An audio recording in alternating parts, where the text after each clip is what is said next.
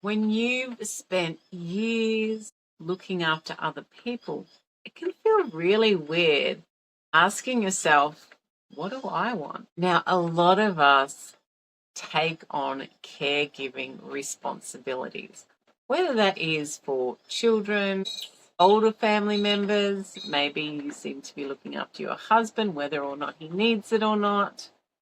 But there's a lot of things that we do. I know even in a work environment, I take on that nurturing role. I'm looking after people. How are you? Is everything okay? It's exhausting. It really is. And yeah, that can be a key part of who we are and our identity for ourselves. I remember a time, and this was when I was experiencing a lot of bullying with some very unpleasant personalities in a work environment. And when someone else repeated to me what these not very nice people were saying about me, and that was that when one of them had taken ill on the job, I told them to be quiet and to stop making such a racket. Now, even though I knew that that's not what had actually happened, it still hit me so hard. And from people whose opinion was like not even valuable to me because of how mean they were.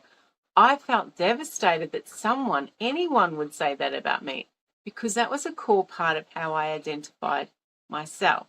And it was like having my whole sense of identity and purpose questioned. Who am I if I am not this nurturing, caregiving person? Now, this was a huge awakening for me. I mean, I didn't even know that was one of my values, for heaven's sake. It came out of nowhere for me, and it hit me so hard. And that meant I could step out of it and go, oh my gosh, what is happening here? Why is this suddenly so important to me? And I could start reflecting on, is this actually something that I want my identity to be about? Do I want it to be about something more? How do I, as an individual, fit into this? Because when I'm caregiving, it is primarily about the other person.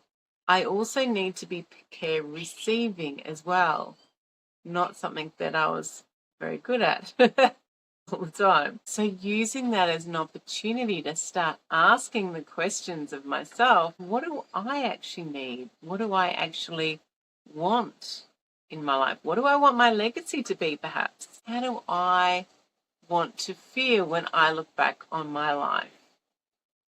At whatever stage, we can then start getting curious about what else is possible. What else might I like to be doing? How might I like to be spending my energy and my passion? At the end of the day, you matter, and your desires for your life matter as well.